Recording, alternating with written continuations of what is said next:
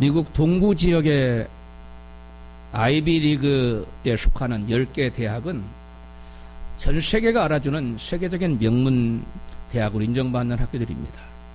그 학교에 들어가기는 정말 좁은 문입니다. 바늘구멍같이 어려운 학교들인데요.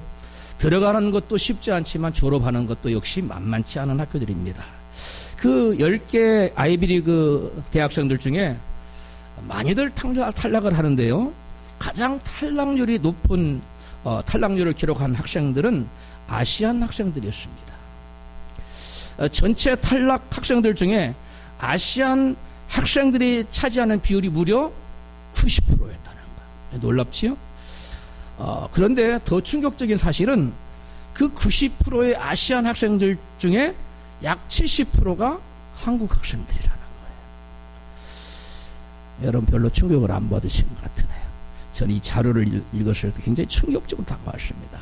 그 학생들은 입학 당시엔 아주 우수한 성적, 아주 탁월한 성적으로 학교를 입학했는데 졸업을 못하고 도중에 그만 탈락을 하고 있었습니다.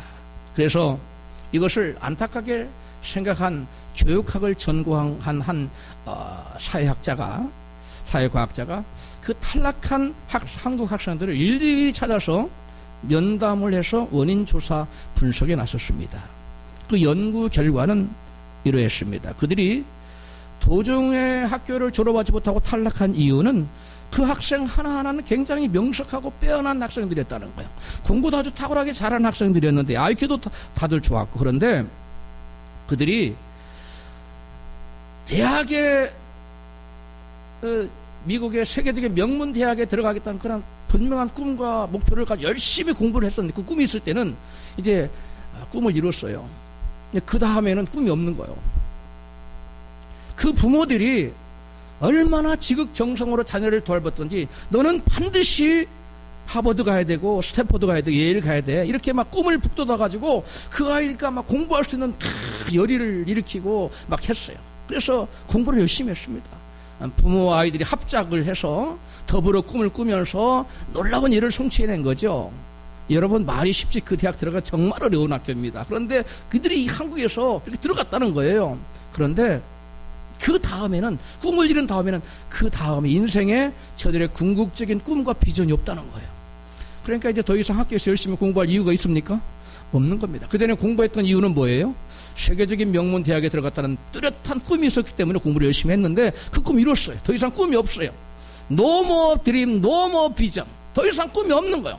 그러니까 거기 공부하려면 열심히 밤새면서 해야 되는데 그거 하기 싫은 거예요. 그동안도 내가 열심히 공부했는데 뭐 하면서 그냥 되는 대로 하다 보니까 뭐 CD로 쭉 가다가 나중에는 F가 나오고 해서 결국은 졸업을 못하게 된 것입니다. 분당의 원어민 강사들이 가르치는 학원에 다니는 한국 초등학교 1학년이 영어로 수업을 듣는데 전혀 지장이 없다는 겁니다. 더 놀라운 것은 미국 아이들과 비교해서 발음이 조금도 틀리지 않다는 거예요. 퍼펙트. 놀랍죠? 그 다음에 그들이 미국 아이들처럼 말하고 듣고 쓰고 다 하면서 초등학교 한국 학생 1학년이 미국 학생 3학년 영어 교재를 가지고 공부한다는 거예요. 이것은 더 우리를 놀라게 하는 이야기입니다. 여러분, 그 부모님들이 얼마나 열의와 열성을 가지고 그 자녀를 교육시켰으면 초등학교 1학년짜리가 미국 3학년 아들 공부하는 것을 능히 해낸다는 거예요. 여러분, 그들이 여러분 어머니가 심어준 꿈 때문에 결국 그렇게 열심히 그런 식으로 계속 공부를 하다 보면 그들은 하버드, 스탠포드, 예일을 능히 들어가겠어요? 못 들어가겠어요? 뭐 그 대학은 못 들어가도 그 준하는 학교들을 들어갈 수 있으라고 봅니다. 여러분, 아이들은 부모님과 더불어 꿈을 꿔서 열심히 노력하는 학생이 되었어요. 여러분, 그런데 문제는 그 아이들은 좋은 부모를 만나서 부모님의 꿈은 있었는데 좋으신 하나님을 만나지 못하면 정작 중요한 하나님의 꿈은 없다는 거예요. 그게 문제 아니겠어요? 좋은 부모님 만나면 명문 대학에 간다는 꿈을 부모가 심어줄 수 있어요. 그러나 우리 인생을 설계한, 우리 인생의 황성사업을 주장하시는 하나님을 만나지 못하면 그 사람에게는 인생의 중요한 꿈과 비전을 심어주는 하나님의 꿈을 갖지 못하게 된다는 것입니다. 여러분, 명문대 입학이라는 꿈을 이룬 아이들이 더 이상 인생에 꿈이 없기 때문에 열심히 여러분 공부할 이유가 없는 것입니다. 성경은 꿈이 없는 백성은 꿈이 없는 삶의 사람들의 삶의 모습과 그 결말을 이같이 증거하고 있습니다. 잠언 29장 18절입니다. 시작.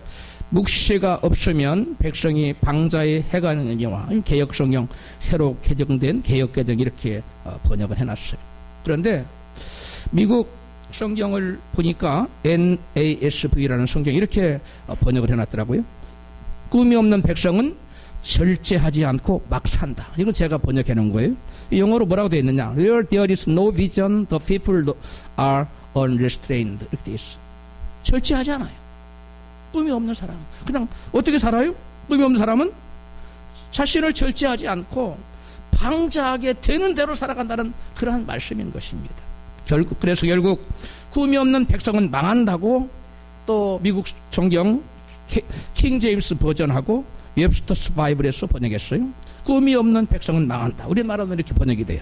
근데 영어 성경은 Where there is no vision, the people perish. perish는 멸망한다는 얘기예요. 시들어간다는 거예요. 쇠잔해 간다는 거예요. 여러분, 성취해야 될 일생의 분명한 꿈과 목표가 없는 사람은 자신을 절제하지 않아요. 응? 하고 싶은 대로 다 해요. 되는 대로 막 살아요. 바람 드는 대로, 물결 치는 대로, 물 흘러가는 대로 그냥 따라가는 거예요. 그걸 막 사는 인생이라고 그러지요. 이 막 사는 인생은 결국 뭐 할 수밖에 없어요? 망할 수밖에 없는 것입니다. 그러므로 저와 여러분은 세계적인 명문대학에 들어가는 꿈을 갖는 것도 중요하지만 정작 중요한 것은 저와 여러분에게 하나님의 꿈이 우리 심령에 심어야 되어야 될 줄로 믿습니다. 하나님의 꿈. 그래서 우리 하나님께서는 당신의 자녀들 마음에 꿈과 비전을 품고 살도록 해주십니다. 빌립보서 2장 13절 본문 말씀이죠. 시작. 너희 안에 생하시는 이는 하나님의 신이 자기의 기쁘신 뜻을 위하여 너희로 무엇을 두고? 소원을 두고 행하게 하신다고 말씀하세요. 우리 하나님께서는 당신의 자녀들에게 예수를 믿는 하나님의 자녀들 안에 계셔서 그 안에 계셔서 살아계셔서 하나님의 자녀들이 마음속에 무엇을 품고 살도록? 꿈과 비전을 품고 살도록 하나님께서 우리 마음 가운데서 역사하신다는 거예요. 내 안에서 말씀하시고 내 안에서 동기를 부여하시고 나를 부추기시고 격려를 주시고 용기를 주시고 너는 이 길로 가야 돼. 너는 이런 위대한 인생이 될 수 있어. 너는 이것을 능히 할 수 있어. 내가 너와 함께하마. 내가 너를 도와주마. 이와 같이 우리와 함께하며 격려하고 붙들어주면서 저와 여러분에게 끊임없이 꿈과 용기를 주시는 분이 우리 하나님이신데 그 하나님 어디 계신다고요? 우리 안에. 할렐루야. 우리 옆에 계신 분에게 살아계신 하나님이 당신 안에 있는 줄로 믿습니다. 좋은 부모를 만나면 어디에 가는 꿈을 가질 수 심어줘요. 부모가 세계적인 명문대에 가는 꿈을 심어줘요. 그런데 좋으신 하나님을 만나면 내 인생 모든 것을 걸 수 있는 하나님의 꿈을 심어주는 줄로 믿습니다. 좋은 부모를 만나면 돈을 많이 들여서 명문학원에 보내서 뛰어난 교사들한테 강사들한테 공부를 하게 해서 그 아이를 세계적 명문대학에 가는 꿈을 꾸게 해줘요. 그래서 그 꿈을 이루도록 도와줘요. 그렇다면 좋으신 하나님을 만나면 어떻게 되겠습니까? 위대한 인생을 살 수 있는 하나님의 꿈을 꾸게 해주신 줄로 믿습니다. 여러분에게 진정 내 인생 전부를 다 불태워서라도 반드시 이루고자 하는 하나님의 꿈이 내 심령에서 타오르고 있습니까? 아니면 없습니까? 이 대답은 굉장히 중요한 대답이에요. 저는 여러분 모두가 정말 내 심령 안에서 불타오르는 뜨거운 열정 가운데 불타오르는 하나님의 꿈이 불타오르기를 바랍니다. 여러분, 만약에 내가 예수를 믿는다고 하는데 내가 정말 하나님의 꿈이 내 심령에 불타오르는 게 없다면, 나는 이것을 위해서 내 목숨을 걸 수 있어, 내 인생의 모든 정력을 다 바칠 수 있어, 나의 모든 자원을 다 투자할 수 있어 하는 그런 하나님의 꿈이 없다면 이분은 자신을 돌아봐야 됩니다. 무엇을 돌아봐야 되느냐? 나와 하나님과의 관계가 올바로 정립이 되어 있는지, 과연 하나님의 성령께서 내 안에 계시는지, 이것을 우리는 살펴봐야 됩니다. 여러분, 믿는 자는 반드시 꿈을 가지되, 여러분 자신을 위하여 자신을 기쁘시게 하기 위한, 자기 뜻을 이루기 위한 꿈이 아니라 하나님에 의한, 하나님을 위한 하나님의 꿈이래야만 된다는 것입니다. 여러분, 이러한 꿈이 여러분에게 있습니까? 갑자기 조용해지셨어요. 없다면 먼저 하나님과의 나와의 관계를 정립하고 그 다음에는 하나님께 이와 같은 꿈을 달라고 기도하시기를 축복합니다. 여러분, 최의승 장로님이라고 여러분 들어보신 분도 계시고 안 들어보신 분도 계실 거예요. 최의승이라는 고등학교 2학년짜리 학생이 예배 시간에 목사님으로부터 이런 설교를 들었다고 합니다. 여러분, 크리스찬은 크고 분명한 꿈을 가져야 합니다. 꿈을 꾸고 기도하면 하나님이 그것을 반드시 현실로 만들어 주십니다. 할렐루야! 이렇게 설교를 했어요. 그랬더니 그 설교를 들은 최우승 학생의 마음이 거북했어요. 목사님, 그게 아닌데요. 저같이 가난한 사람이 무슨 꿈을 꿀 수 있어요? 그건 불가능해요. 마음에서 막 거부가 그렇게 외쳤어요. 그리고 이 답답한 마음을 가지고 예배를 마치고 집에 돌아가는 길이었어요. 이제 막 공동묘지가 있는데 공동묘지 잔디를 막 지나가고 있었는데 그 안에서 또 다른 소리가 들려오는 거예요. 야, 아니야, 가난한 사람이라고 꿈 갖지 말라는 법이 어딨어. 하나님께서는 구하라 그러면 주신다고 그랬는데 내가 꿈을 달라고 기도하면 나에게 꿈을 주시지 않을까? 한번 기도해보자. 그런 마음이 생겼다는 거. 돌아가는 길에 아까 설교 시간 내내 뭐 하다가? 거부하다가. 그런 거 어쩔 수 없어. 가난한 사람이 무슨 꿈을 꿔. 부잣집 자식이나 꿈꾸는 거지. 너무나 가난했거든 이분이. 그래서 그냥 털썩 공동묘지고 뭐고 아랑곳하니 무릎을 꿇고 성령의 감동에 따라 울부짖는 그분의 표현하며 생명을 건 기도를 했다고 합니다. 울면서 눈물 꼴물, 하나님, 나에게도 꿈을 좀 부어주소서. 나에게도 좀 꿈을 부어주세요. 막 기도했는데 갑자기 생전 못 듣던 음성이 들려오더랍니다.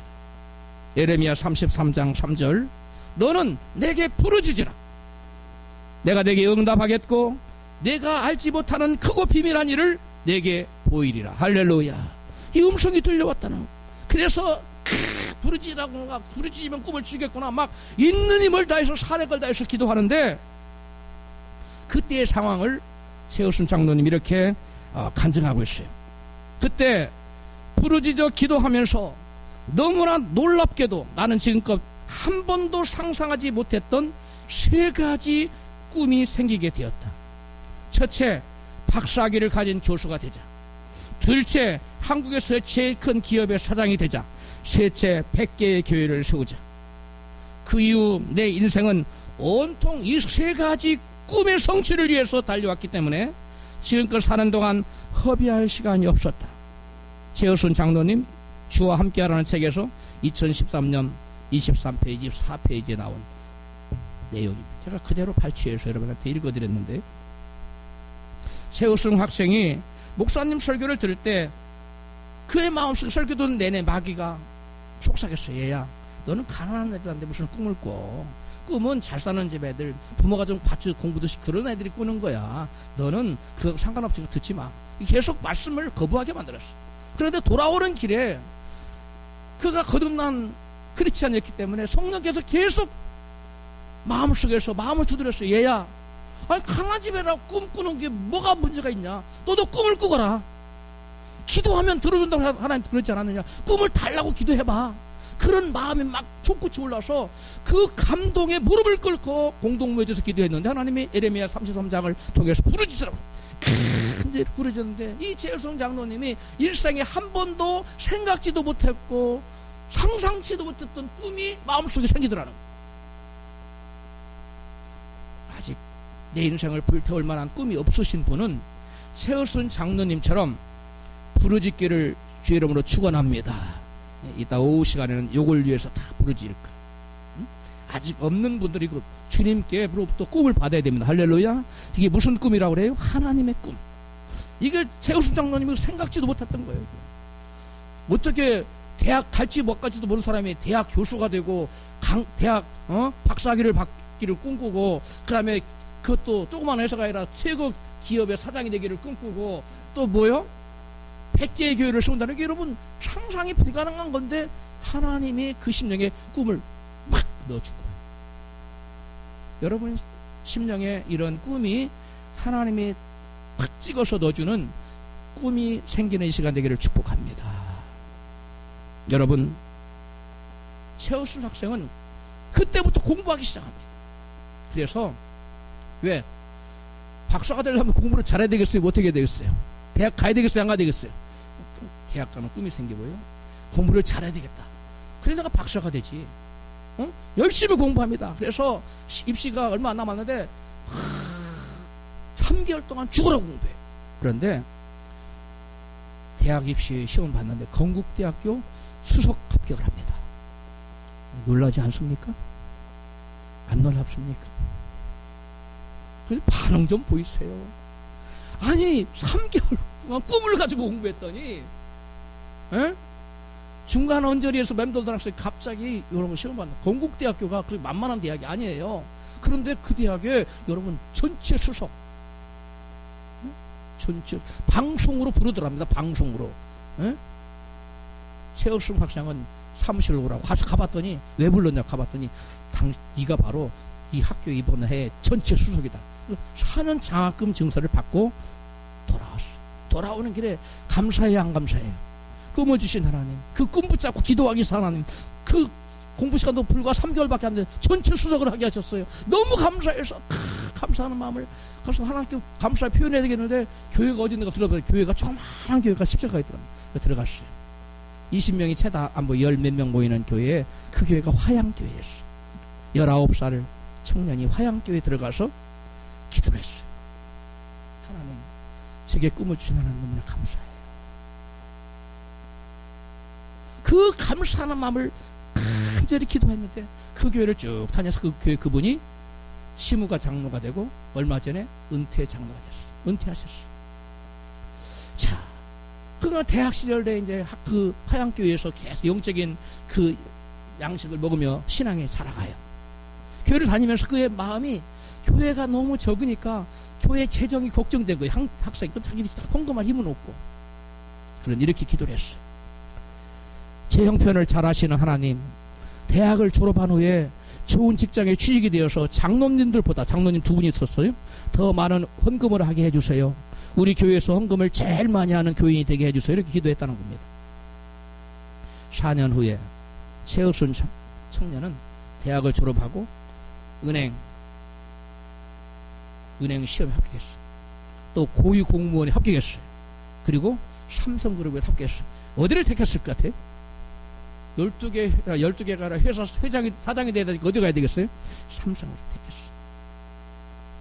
택했어요. 최우순 청년이 이제 삼성을 택해가지고 하나님과의 약속을 지켰는가 한번 보겠어요? 첫 월급을 타던 날의 감격을 지금도 잊을 수 없다. 월급 봉투를 옆에 놓고 11조 봉투에 그것을 담았다. 세상에 태어나서 처음으로 드리는 11조였다. 그런데 교회에서 제일 많이 11조 하겠다고 한 기도가 자꾸만 떠올랐다. 봉투에 담으려고 그러니까. 장로님 2분보다 많은 11조, 부자 포목상보다 더 많은 11조, 결국 10의 3조를 봉투에 담았다. 나에게 물질 축복이 부어진 비결이 여기에 있다. 내 평생 주머니와 지갑에서 돈이 부족한 적이 없다. 32페이지에 주와 함께라는 책에 나온 얘기인데, 그 교회 장로님 2분 있었어요. 돈 많이 버는 포목상이 있었어요. 그분도 자기가 뭐하게 해달라고 기도했어요? 헌금 제일 많이 하는 사람들은 장로님 2분보다 더 많이 하고 포목상보다 더 많이 해달라면 11조 가지고는 안 되는 거예요. 10의 2조도 안 되는 거예요. 얼마를 담았다고요? 10의 3조를 담았다.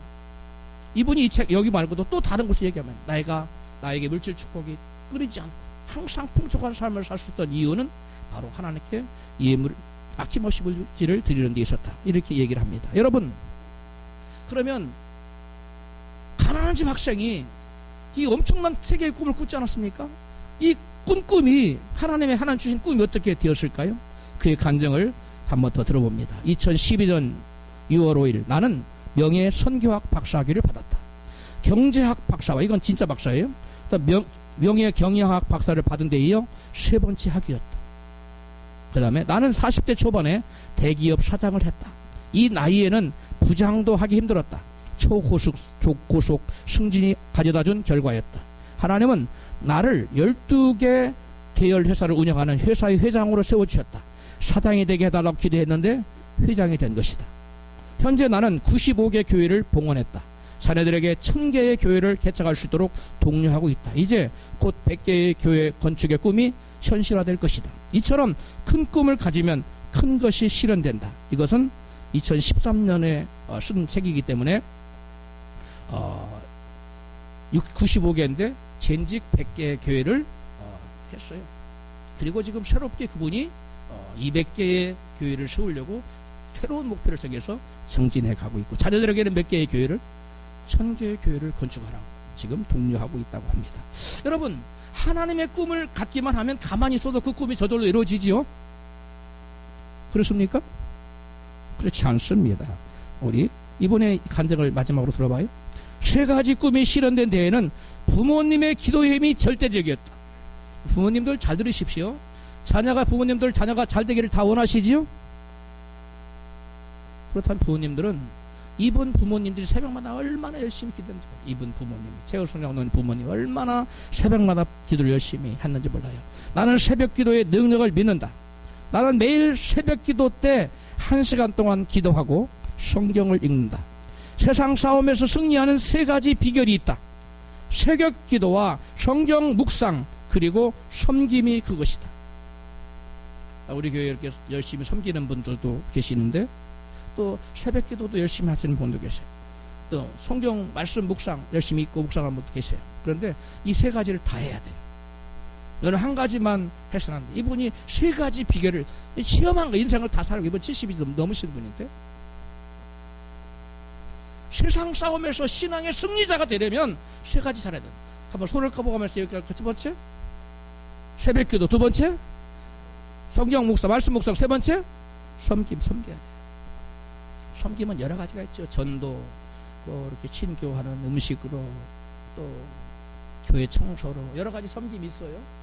뭐 찬양대로 이렇게 섬김이 있는데, 이런 모든 섬김을 통해서 여러분 하나님께서 그의 꿈을 이루어주셨는데요. 젊은 나이에 좋으신 하나님을 만나 하나님의 꿈을 품은 최우순 장로님은 하나님의 꿈을 이루어드리는 위대한 인생을 살게 되었어요. 여러분, 꿈이 없는 백성은 바람 부는 대로, 물결 치는 대로, 되는 대로 막 살기 때문에 성공적인 인생을 살지 못하고 어떤 인생을 살 수밖에 없습니까? 실패하는 인생을 살 수밖에 없는 것입니다. 사랑하는 교우 여러분, 하나님께 영광 돌리는 성공적인 위대한 인생을 살고 싶으십니까? 명문대학하는 꿈을 이루려면 좋은 부모 만나면 됩니다. 그러나 위대한 인생이 되는 꿈을 꾸려면 좋으신 하나님을 인격적으로 만나야만 합니다.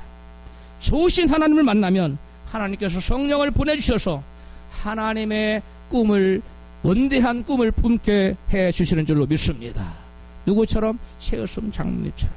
요엘 선지자는 꿈과 비전을 품게 하시는 분은 성령 하나님이시라고 증거합니다. 요엘서 2장 28절에요.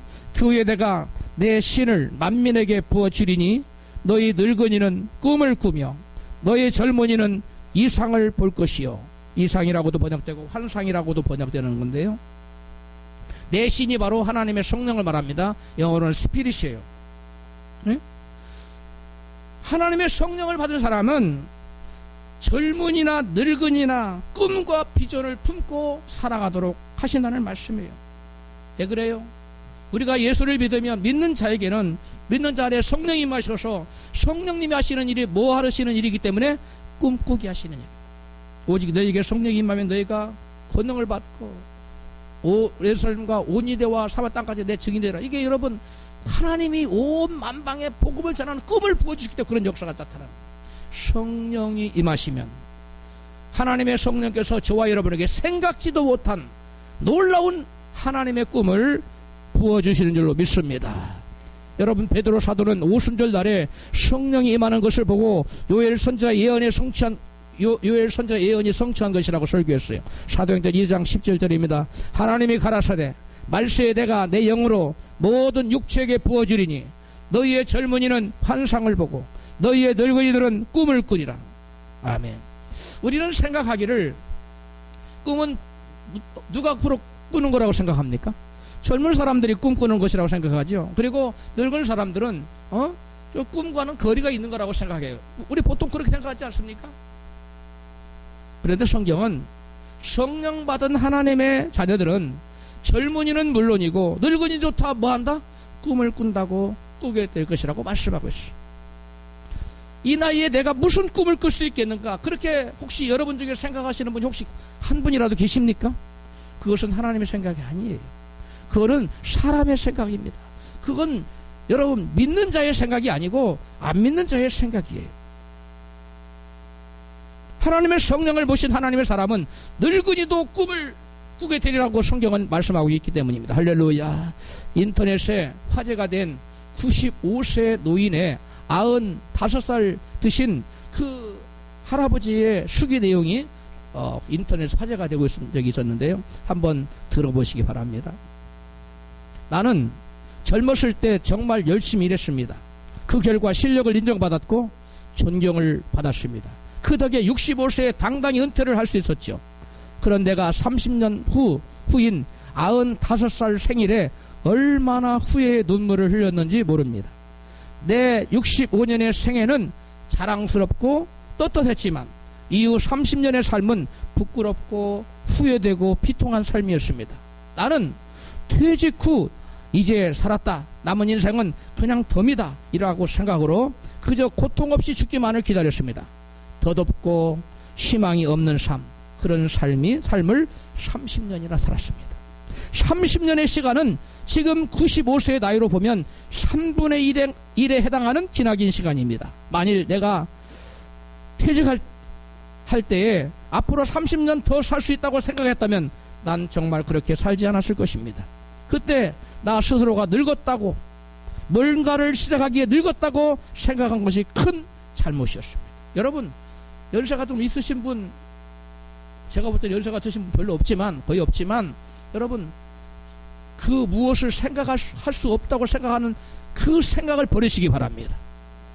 여러분, 이분 지금 95세 어떤 생각을 꿈꾸듯이 하십니까? 나는 지금 95살이지만 정신이 또렷합니다. 앞으로 10년, 20년을 더 살지도 모릅니다. 이제 나는 하고 싶었던 어학 공부를 시작하려고 합니다. 95세에 지금 뭘 공부하겠다고요? 어학 공부. 프랑스를 하는지 독일어, 여기는 안 나왔어요. 그러니까 외국어 공부하겠다는 95살 할아버지가. 왜 하는지 그 이유는 단 한 가지. 10년 후에 맞이하게 될 105번째 생일날 왜 95세 때 아무것도 시작하지 않았는지 후회하지 않기 위해서입니다. 이게 인터넷에 크게 회자가 된 난리가 났던 시기입니다. 인터넷을 뜨겁게 달궜던 시기에 95세의 할아버지가 지금 꿈을 꾸는, 뭘 하겠다고? 어학을, 외국어를 내가 공부하겠다. 여러분, 우리 장보고 집사님 기타도 좀 배우시고요, 정일란 집사님 드럼도 좀 배우시고, 우리 저기 김서영 자매님도 이렇게 뼈 부는 거 뭐죠? 플루시 그런 것도 배우고 좀 꿈들 꾸세요. 할렐루야. 여러분, 무엇도 하실 수 있어요. 이영자 집사님 기타도 좀 배우시고, 서사라 집사님 뜨개질은 잘하실 것 같고, 요리학원도 좀 다니시고 해서 여러분 뭔가를 꿈꾸십시오. 할렐루야. 황정순 집사님도 뭐든지 할 수 있어요. 할렐루야. 청년이에요 지금. 95세까지 꿈꾸고 있는데 지금 60세도 다 안 된 분들이 뭘 지금 여러분 꿈꾸십시오. 따라합시다. 60세는 청년입니다. 60세는 이제 청년에 입문한 거예요. 70대 되면 이제 70, 80대 되면 중년 들어간 거고, 노인은 90대 돼야 노인이에요. 근데 노인도 꿈꾸잖아요. 꿈꾸십시오. 우리 옆에 계신 분에게 큰 꿈을 꾸십시오. 당신도 할 수 있습니다. 할렐루야. 여러분, 하나님의 자녀는 늙은이들조차 꿈을 꾸게 되는 이유는 바울은 이같이 증거해요. 아까 본문이죠. 다시 한번 읽어요. 빌립보서 2장 13절입니다. 너희 안에 행하시는 이는 하나님이시니 자기의 기쁘신 뜻을 위하여 너희로 소원을 뜨고 행하게 하시나니. 아멘. 하나님의 자녀들은, 젊은이들은 물론이고 늙은이조차도 꿈을 꾸게 되는 이유는 그들 안에 누가 계셔서? 성령 하나님이 계셔서 하나님의 크고 영롱한 뚜렷한 꿈을 딱 부어주시기 때문에 꿈 꾸십시오. 여러분, 하늘나라에 5만 명 전도해서 하늘나라 갔다면 여러분 그 상이 얼마나 하겠어요? 제가 그 집에 가면 한 달 정도 집을 구경해야 될까? 천국 가서. 여러분 다 그렇게 되시기를 바랍니다. 꿈 꾸세요. 꿈을 꾸어야 됩니다. 성경에 보면 하나님께 쓰임받은 위대한 인물치고 하나님의 꿈을 받지 않은 사람이 아무도 없어요. 다 하나님 꿈 받은 사람들이에요. 모세를 보십시오. 하나님께서 모세에게 어린 시절 그의 어머니를 통해서 비전과 사명을 깨닫게 해주십니다. 모세는 자라면서 그의 어머니로부터 자신의 존재 이유와 정체성에 대해서 어머니로부터 수도 없이 들었습니다. 네가 어떻게 살아날 수 있는지 아느냐? 너는 죽은 목숨이었어. 네 또래는 다 죽었어. 근데 너 혼자 하나님 살려주신 데는 이유와 목적이 있지 않겠니? 너를 살린 것도 대단한데 너를 또 바로의 궁에 들여서 왕자가 되게 하신다 하나님 크신 뜻이 있지 않겠니? 근데 우리의 동족들은 지금 애굽의 종으로서 고통받고 신음하며 살아가고 있단다. 그러면 너의 할 일이 무엇인지 생각해 보렴. 어머니의 끊임없는 비전을 심어주는 그의 이 얘기에 요셉은 어린 시절 내내 내가 청년만 되어봐라, 내가 나이가 들어봐라, 내 동족을 구원해내리라, 그러한 여러분 크고 분명한 꿈과 비전이 아론식에 새겨졌습니다. 여러분, 그래서 결국은 자기가 그 동족을 구원해야겠다고 해서 결국은 애굽 백성, 자기 동족을 괴롭힌 애굽 백성을 쳐서 죽였는데 그것이 탄로 나서 여러분 광야로 쫓겨가죠. 많은 시련과 연단을 겪은 후에 40년이 지난 후에 80세가 되어서 하나님은 떨기나무에 불타서 떨기나무가 없어져야 되는데 불은 이글거리고 타고 떨기나무가 타질 않는 거예요. 그걸 구경하러 갔더니 하나님께서 모세야 모세야, 이곳은 거룩한 곳이니 너의 신을 벗어라. 할렐루야. 내가 너를 보내노니 너는 가서 너의 동족 내 백성 이스라엘을 구원해내거라. 그래서 모세가 여러분 지팡이 하나만 들고 가서 하나님의 권능의 지팡이를 들고 가서 하나님의 주신 꿈을 마침내 이뤄내지 않습니까? 하나님의 꿈을 가진 가는 하나님이 때가 되면 하나님의 능력으로 하나님의 꿈을 이루시는 줄로 믿습니다. 할렐루야. 다윗을 보십시오. 다윗은 어린 나이에 사무엘을 보내서 어린 다윗에게 목동, 양치는 목동에게 불러내서 왕이 되는 기름을 부었어요. 왜 그랬어요? 아직 왕 되려면 멀었는데, 아직 어린 나이인데, 지금 당장 왕이 되는 것도 아니고 장차 왕 될 때 그때 가서 기름 부어도 늦지 않은데, 기름 부음을 언제 하는 거예요? 왕의 대관식 때나 기름 붓는 건데 아직 어린 나이에 목동을 불어나고 기름을 부었단 말이에요. 그것은 장차 하나님께서 다윗에게 너는 장차 뭐가 될 것이다? 이 나라를 통치하는 왕이 될 것이라는 무엇을 마음속에 심어주기 위해서? 영롱한 꿈을, 하나님 꿈을 부어주시기 위해서 어린 나이에 사무엘 선지자를 보내서 기름을 부으셨어요. 할렐루야.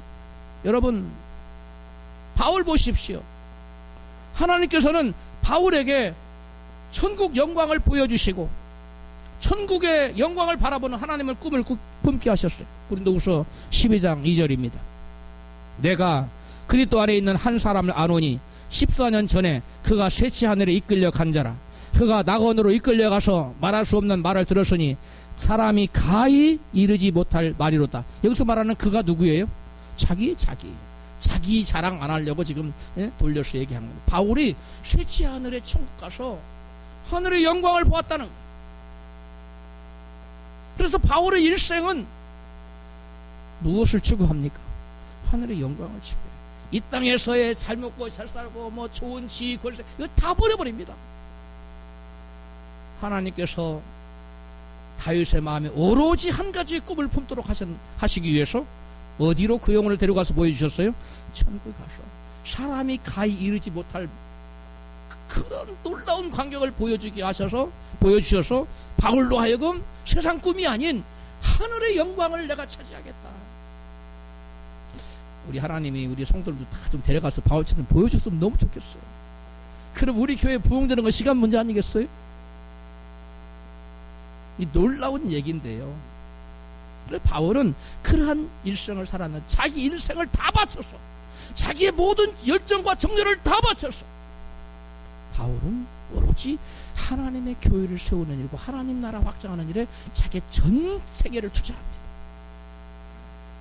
하나님께서 바울을 하나님의 나라를 불러들여서 보여주심으로 꿈을 심어줬기 때문에 그렇게 위대한 인생을 살 수가 있었던 것입니다. 또 요셉을 보십시오. 하나님께서는 그에게 어린 시절 2번의 꿈을 꾸게 하셔서 어린 요셉으로 하여금 꿈과 비전을 갖게 했어요. 11볕단이 자기의 볕단을 향하여 절하는 꿈. 해와 달과 11별이 자신의 별을 향해 절하는 꿈을 연이어 꾸게 됩니다. 그 꿈 이야기를 형들에게 들려줍니다. 형들은 말합니다. 내가 정녕 우리의 왕이 되겠느냐? 그 얘기를 들어보니까 이게 보통 꿈이 아니라 내가 왕 되는 꿈이네? 꿈의 해석을 누가 해준 거예요? 형제들이 해줬어. 그래서 그때부터 요셉은 말소리가 달라져요. 나는 지도자가 될 사람인데 말 함부로 하면 안 되지. 농담도 함부로 하지 않아요. 품행이 방정해져요. 죄된 일들에 가담하지 않아요. 정결한 삶을 시작해요. 생각도 고귀한 생각만 합니다. 요셉은 그러다가 형들의 미움 받아서 애굽의 종으로 팔려가지. 모진 고난을 받습니다. 성경에 보면 쇠사들의 착고가 채했다고 그랬어요. 여러분 뿔이라는 영화 보면은 노예들이 착고에 쇠고랑 차고 일하는 거 모습 보셨지요? 그런 것처럼 요셉이 처음에는 착고에 차여서 이렇게 일을 했어요. 얼마나 충성스럽게 일했던 인정을 받았고 하나님 은혜 가운데 여러분 보디발의 집에서도 형통하게 되었고 감옥에서도 형통하게 됐는데 여러분 거룩한 삶을 살아요. 구별된 삶을 살아요. 보디발의 아내의 성적인 유혹을 받고도 걷더니 하나님 내가 어찌 이 큰 악을 행하여 하나님께 득지하리까 혹 물리치잖아요. 하나님의 꿈이 있기 때문에 그래요. 하나님의 꿈이 없는 사람은 넘어집니다. 하나님의 꿈이 있는 사람은 세상 유혹에 흔들리지 않습니다. 자신을 지킵니다. 예, 하나님 나를 이렇게 쓰실 건데 내가 지금은 비록 종이고 내가 비록 지금은 감옥에 있을지라도 하나님이 내게 꿈을 주셨는데 이렇게 욥을 생각했고 마침내 요셉은 하나님의 꿈대로 감옥에서 나와서 일약 뭐가 됐어요? 애굽의 총리 대신 말이 애굽의 총리 대신 그 당시 세계를 호령하는 총리 대신 된 거예요. 그 당시 애굽이 최고 강국이었으니까 오늘날로 말하면 미국 같은 나라에 실권을 쥔 실권자가 된 거예요. 하나님께서 누군가에게 그 무엇인가를 이루어 주시고자 할 때 하나님 먼저 꿈을 주셔서 바라보게 하셔. 아브라함에게 하나님께서 땅을 주실 때에도 그리고 아브라함에게 자녀를 주실 때에도 아브라함으로 하여금 바랄 수 없는 중에 꿈을 갖고 바라보게 하셨어요. 창세기 13장 14절입니다. 여호와께서 아브라함에게 이르시되 너는 눈을 들어 너 있는 곳에서 동서남북을 바라보라. 하나님의 꿈을 부어준 겁니다. 동서남북 이거 다 내 땅 될 거야. 바라봐. 응? 네가 보는 모든 땅을 내가 너와 자손에게 줄 거야. 응? 내가 보는 모든 땅을 all the land that you see 그랬어요. 내가 너와 내 자손에게 주리니 영원히 이르리라. 네가 보는 모든 땅을 준다는 거예요. 여러분 저와 여러분도 하나님의 꿈을 받아서 내 힘으로는 안 되지만 하나님이 함께 하시다는 믿음을 갖고 그 꿈과 비전을 바라보는 여러분 되시기를 주 여러분으로 축원합니다. 아브라함은 이 바라본 대로 이 땅을, 가나안 땅을 자기 땅으로 소유하게 되지 않습니까? 창세기 15장 5절에 자녀를 줄 때도 마찬가지입니다. 같이 있습니다. 여호와께서 그를 이끌고 밖으로 나가 가라사대 하늘을 우러러 무뼈를 셀 수 있나 보라. 또 그에게 이르시되 내 자손이 이와 같으리라. 아멘. 여기 보면 여기에 셀 수 있나 보라. 네, 룩업이라는 거예요. 주목하여서 바라보라는 뜻이에요. 하나님께서 바랄 수 없는 중에 여러분 바라보게 하신 것은 하나님의 하실 일을, 장차 하실 일을 여러분 믿으라고 믿음을 주시기 위한 하나님의 방편이에요. 하나님께서 우리에게 뭔가를 믿게 하시기 위해서는 먼저 뭐하게 한다고요? 바라보게. 백문이 불여일견이에요. 100번 듣는 것보다 한 번 보는 게 정확한 거예요. 확실한 거예요. 하나님이 땅도 내가 너 땅 말로만 이 땅 줄 거야 하면 바라보도록 하고 믿음을 생기게 만들었다. 자녀도 내가 너 이렇게 많은 자손을 그렇게 말로만 한 것이 아니라 밤하늘에 데리고 와서 밤하늘 뼈를 셀 수 있나 세어라 보라. 셀 수 없어요. 그래 될 수 없지. 마찬가지 너희 자손이 이같이 많아지니까 이같이 바라보게 하셨어요. 시각적인 효과를 바라보고. 여러분 내가 이루는 꿈, 여러분이 무슨 뭐 장관이 되는 꿈, 우리 저 장군 있죠. 유진 장군. 장군 되는 거 꿈꾸세요. 의사 되는 하얀 가운을 입고 하영이도 바라보고 마음속으로 눈을 감고 바라보라. 아멘. 눈을 감고 바라보세요. 장군복을 입고 포스터 딱 달고 지팡이 하나 이게 지휘봉 하나 딱 들고 폼 잡고 왔다가 타는 거 그렇게 바라보라. 할렐루야. 우리 유진 장군하고 하은이 의사만 그런 게 아니라 여러분 꿈꾸십시오. 우리 저 미니 자매도 있는데 꿈꾸시라. 큰 꿈을 가지세요. 눈을 감고 바라보세요. 저는 바라보고 있습니다. 우리 교회가 성장하여 1만 명을 선교하는 그날을 바라보고 있어요. 할렐루야. 인간적인 생각은 안 보이지만 제가 눈을 감으면 보여요. 눈을 뜨면 안 보여요. 근데 제가 자꾸 눈을 감아요. 그래서 기도하는 겁니다. 인간의 생각으로는 절대 불가능한 일이고 미친 소리죠. 그러나 하나님의 입장에서 보서는 여러분 그 미친 소리가 아니에요. 하나님의 주신 꿈은 하나님의 꿈은 반드시 이루어집니다. 할렐루야. 여러분 도저히 불가능해 할 것 같은 하나님의 약속이 아브라함에게 현실화된 것은 그가 바랄 수 없는 중에 바라고 믿었기 때문입니다. 그래서 바울은 아브라함의 믿음을 바랄 수 없는 중에 바라는 믿음이라고 말하고 있어요. 따라합시다. 바랄 수 없는 중에 바라고 믿었으니. 바라고 믿었으니. 이게 동의어예요. 동격이에요. 바라고 믿었으니까 동격이라고 해요. 동의어란 말이에요. 바라보는 것은 곧 믿음이라는 겁니다. 여러분 믿음이 없는 사람은 자기가 할 수 없는 것을 절대로 바라보지 않아요. 그리고 뭐라고 얘기하냐면 올라가지 못할 나무는 뭐하지도 말아라? 쳐다가지도 말아라. 그렇게 얘기해. 합리화해. 그런데 믿는 사람은 뭐라고 하냐면 할 수 없는 것을 바라보면서 뭐라고 하냐면 10번 찍어 안 넘어갈 나무가 어디 있느냐 이렇게 얘기해. 똑같은 속담인데 다른 것을 취해서 적용하는 거예요. 여러분 오르지 못할 나무는 쳐다보지 못한다는 그런 속담은 아예 생각지도 마시고 10번 찍어 안 넘어갈 나무가 없다는 여러분 속담을 취하시기를 여러분 축복합니다. 여러분 그러나 믿음의 사람은 자신이 할 수 없는 그 불가능한 어떤 것을 하나님께서 이루시리라는 믿음의 눈으로 바라보는 것입니다. 이게 믿음이에요. 우리가 하나님 믿는다는 것은 곧 하나님과 내가 뭐가 된다는 거예요? 하나가 된다는 거예요. 내 안에 하나님, 하나님 내 안에. 그래서 우리가 하나님 믿어 하나님과 하나가 되면 하나님의 능력 내 능력, 하나님의 권세 내 권세, 하나님의 지혜 내 지혜, 하나님의 부유함 내 부유함. 할렐루야. 여러분 믿는다는 것은 주님과 내가 동일화가 된다는 거예요. 하나님 것이 내게 다 임하는 겁니다. 그러나 내가 하나님 믿지 않으면 하나가 내가 다 끊어졌기 때문에 하나님 권세도 나오고 상관없고 하나님의 능력도 나오고 상관없고 하나님 부유함도 상관없고 하나님의 지혜도 상관없고 아무것도 상관없는 거예요. 그러나 하나가 내가 되면 하나님 안에 있는 것이 다 저와 여러분의 것이 되는 줄로 믿으시기를 바랍니다. 여러분 그래서 예수님께서는 할 수 있거든이 무슨 말이냐? 믿는 자에게는 능치 못할 일이 없다고 말씀하셨어요. 마가복음 9장 23절에 바울은 빌립보서 4장 13절에 내게 능력 주시는 자는 내가 모든 것을 할 수 있느니라고 말씀했어요. 할렐루야. 이 유태영 박사라고 있는데 그분이 이 말씀 하나를 가지고 정말 맨발의 청춘인데 손에 가진 거 아무것도 없는 사람이 위대한 일을 해냅니다. 여러분도 그 말씀 붙드십시오. 내게 능력 주시는 자에서 내가 모든 것을 할 수 있다.